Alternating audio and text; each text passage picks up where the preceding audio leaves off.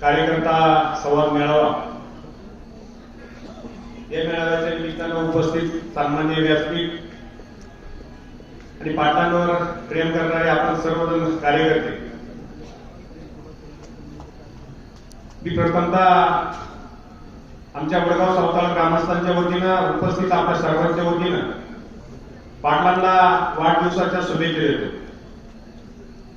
आणि या संवाद मेळाव्याच्या निमित्तानं आपण या ठिकाणी थोडस चर्चासत्राचं आयोजन केलेलं आहे. गेल्या 15 दिवसापासून देवकृपा फाउंडेशन या ग्रुपवरती या संवाद मेळाव्याची चर्चा चालू होती आणि त्या मेळाव्यातून आज आपण पाटलांच्या वाढदिवसाच्या निमित्तानं हा संवाद मेळावा या ठिकाणी आयोजित केलेला आहे. पाटलांच्या कार्यपद्धती आपल्या सर्वांना माहीत आहे. ती माहीत असल्यामुळेच आपण या ठिकाणी फक्त व्हॉट्सअपलाच संवाद मेळाव्याची माहिती दिली आणि आपण सर्वजण या ठिकाणी मोठ्या संख्येने उपस्थित राहिला. त्यांच्या कार्यपद्धतीवरती आपल्याला सांगण्याची या ठिकाणी गरज नाही. कुठलेही ग्रामपंचायत सदस्यपद नसताना देखील आपण सर्वजण या ठिकाणी मोठ्या संख्येने त्यांच्या केलेल्या कार्याच्या जोरावरती आणि कार्यकर्ते सांभाळण्याच्या जोरावरती आपण सर्वजण या ठिकाणी उपस्थित राहिला. परंतु मी या ठिकाणी दोनच मुद्दे मांडणार आहे की पाटील, आपण आपला पक्ष आपण या ठिकाणी निश्चित केला पाहिजे.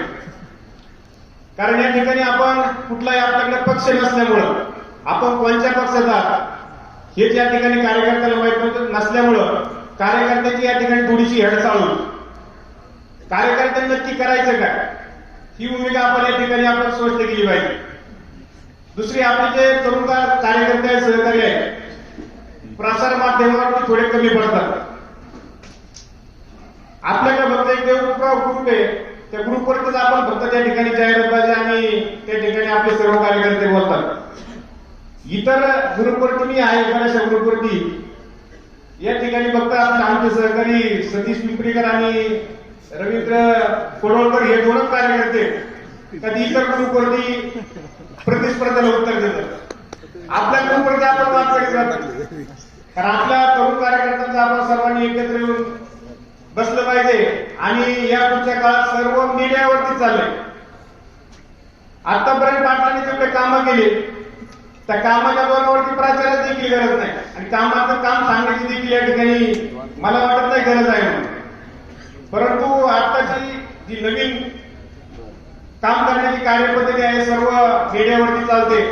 त्यामुळे आपण सर्वांनी या पुढच्या काळात जर पाटलांना आमदार करायचं असेल सर्वांनी एकत्र येऊ, एकजुटीनं आपण या ठिकाणी काम करावं अशी मी पाटलांच्या वाढदिवसानिमित्तानं आपल्या सर्वांना विनंती करतो आणि पुन्हा एकदा आपल्या सर्वांच्या वतीनं पाटलांना वाढदिवसाच्या शुभेच्छा देतो आणि या ठिकाणी काम